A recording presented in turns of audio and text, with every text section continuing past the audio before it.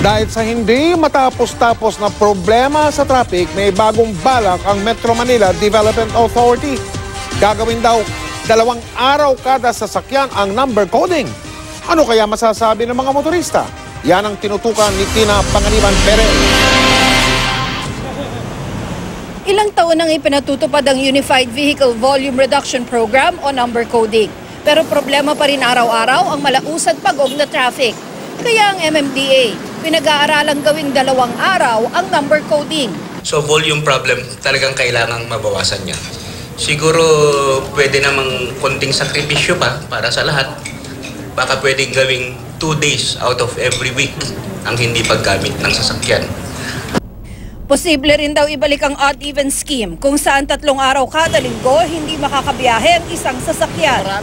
Ayon sa MMDA, kailangan mabawasan ang dami ng mga sasakyan dito sa Metro Manila. 30% raw ng lahat ng sasakyan sa bansa makikita rito sa Kamaynilaan.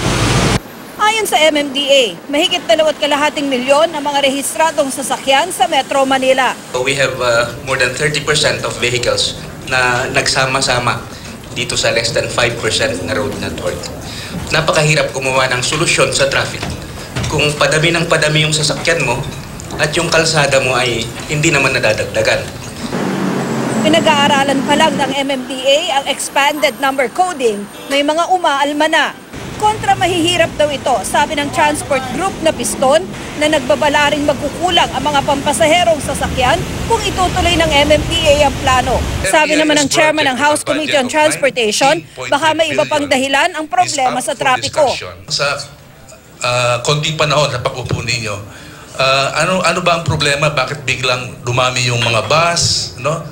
So, kulang yung enforcers. Siguro sa kakulangan ng enforcers, yung mga di natin alam kung may mga kolorong, bumalik ulit sa kalsada. Sabi rin ng Pasang Mazda, dagdag traffic enforcers ang kailangan, hindi dagdag number coding. Higpitan ang pagtatraffic, maglagay ng mga traffic enforcers sa mga major intersection, kawawa naman kaming public transport. Kami ay 24 nagsiservisyo sa ating mga mananakay. Dapat nga i-exempt kami sa coding dahil kami ang sinasakyan ng ating mahirap na mananakay. Pinusahan namin ang mga motorista tungkol sa bagong balak ng MMDA. Okay, hindi. Ayaw niya. Bakit? Wala na pong buhay, wala na kita. Pwede ako ron kasi marami naman kami sasakyan . Kung isa lang ang sasakyan, ay hindi pwede. Isa lang kotse ko . So, sayang yung araw. Na hindi ka makakalabas. Opo, So ayaw niyo po? Ayaw po. Okay na yung 1 day lang. Tina Panganiban Perez, Nakatutok, 24 Oras.